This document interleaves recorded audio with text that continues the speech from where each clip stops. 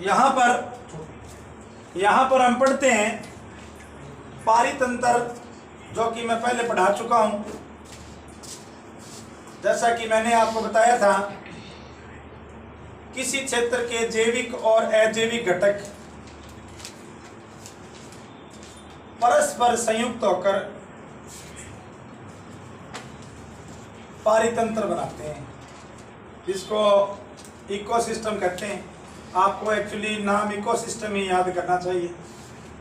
तो इकोसिस्टम हुआ बच्चों बायोटिक और एबायोटिक जो कंपोनेंट्स हैं वो परस्पर जुड़ जाएं तो वो एक पारितंत्र बनाते हैं। अब पारितंत्र दो प्रकार से हो सकता है।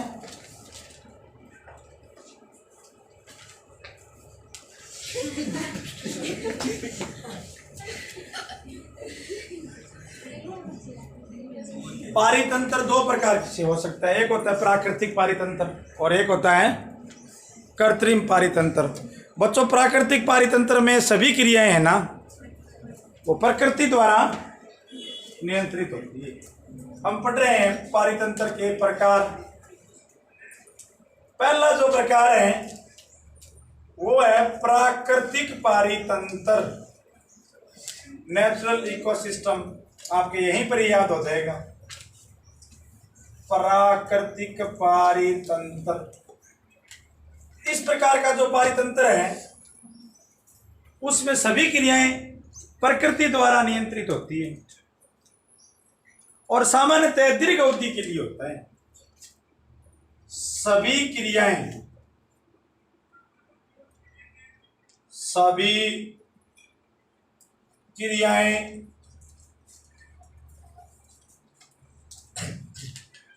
प्रकृति द्वारा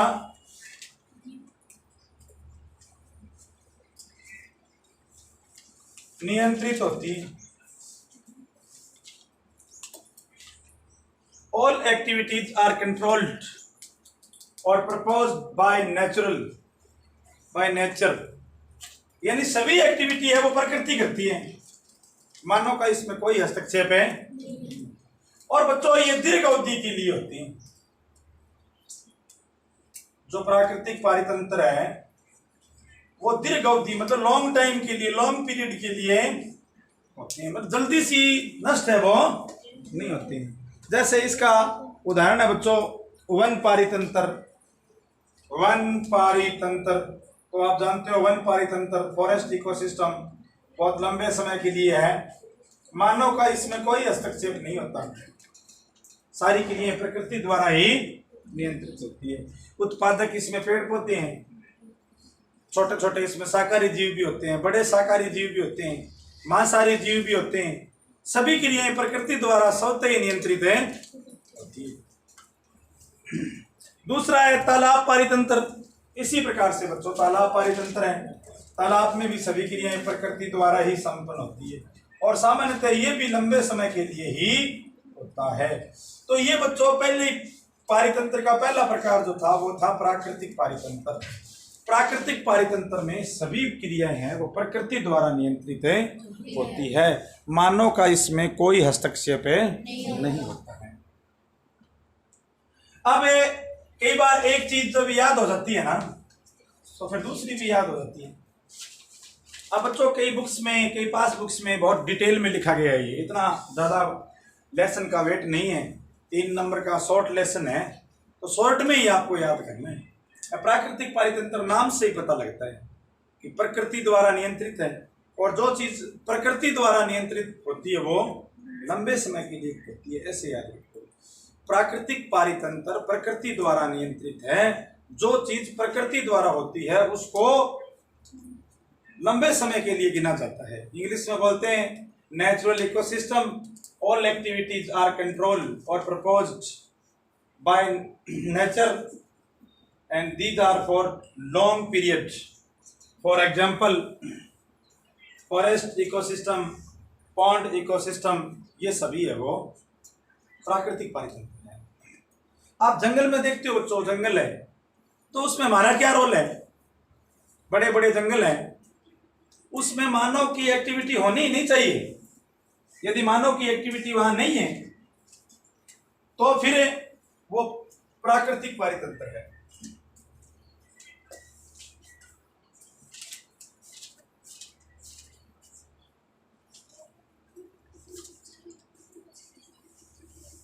लॉन्ग पीरियड, दीर्घ अवधि का मतलब लॉन्ग पीरियड, लंबे समय के लिए ये चीजें होती है।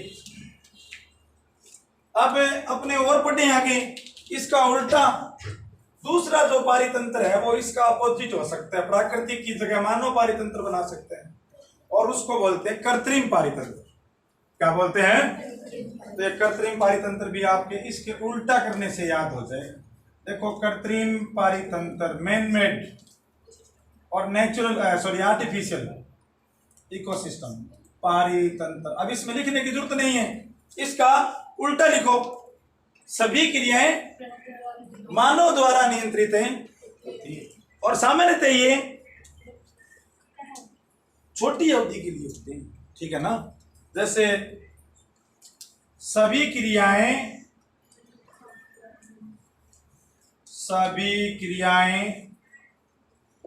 मानव द्वारा नियंत्रित होती है।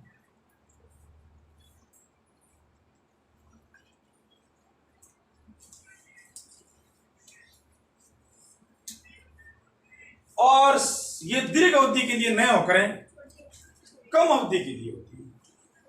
ये कम अवधि के लिए होते हैं।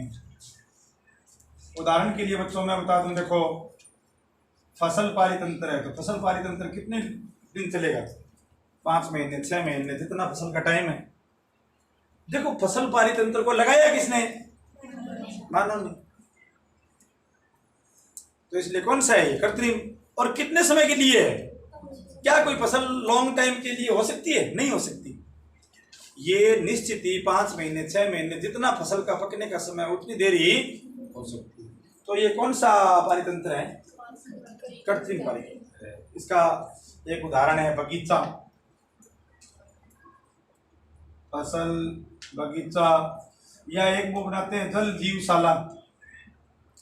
जल जीवशाला, एक्वेरियम, मछलियों का वो एक छोटा सा तालाब सा बनाते हैं ना, घरों में देखते हो। तो ये कृत्रिम पारितंत्र है। तो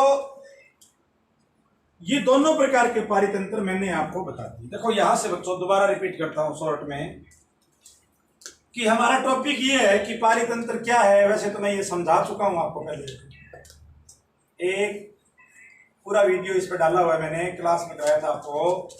पारितंत्र जैविक और अजैविक घटकों के परस्पर संयुक्त होने से बना हुआ एक स्वनिर्वाह तंत्र है। फिर यह है कि पारितंत्र कितने प्रकार के होते हैं, टाइप्स ऑफ इकोसिस्टम। तो पारितंत्र है बच्चों वो 2 प्रकार के होते हैं। पहला पारितंत्र है प्राकृतिक पारितंत्र, दूसरा पारितंत्र है वो कृत्रिम पारितंत्र। प्राकृतिक पारितंत्र में सभी क्रियाएं प्रकृति द्वारा नियंत्रित होती है और ये दीर्घ अवधि के लिए होता है, जैसे तालाब, वन। और दूसरा कृत्रिम, इसका उल्टा कर दो, सभी के लिए प्रकृति द्वारा नियंत्रित न होकर मानव द्वारा नियंत्रित। समझ रहे हो ना आप? तो ये हो गए। अब आप खुद देखो बच्चों, फसल है और तालाब है, दोनों के टाइम की तुलना करो। क्या तालाब और फसल का टाइम एक जैसा होगा? तालाब तो लंबी अवधि के लिए है और फसल कम अवधि के लिए है। फसल कितने दिन की हो सकती है? अधिकतम 12 माह की हो सकती है, अधिकतम 2 साल की हो सकती है। एक किसान जब किसी फसल को बोएगा तो निश्चित समय बाद वो उसको काटेगा। तो इस प्रकार से इसकी अवधि कम है। दूसरी बात मैं करूं वन पारितंत्र, तो वन कोई मानव नहीं लगाता, वन लगे हुए हैं, पहले प्राकृतिक वन लगे हुए हैं। बगीचा, तो वन और बगीचा दोनों का टाइम एक जैसा नहीं है। बगीचा जब पसंद नहीं आता है 2 साल 3 साल बाद, तब बगीचे को उखाड़ कर नया बगीचा लगा देते हैं। तो बगीचा एक है कृत्रिम पारितंत्र जो कि कम समय के लिए।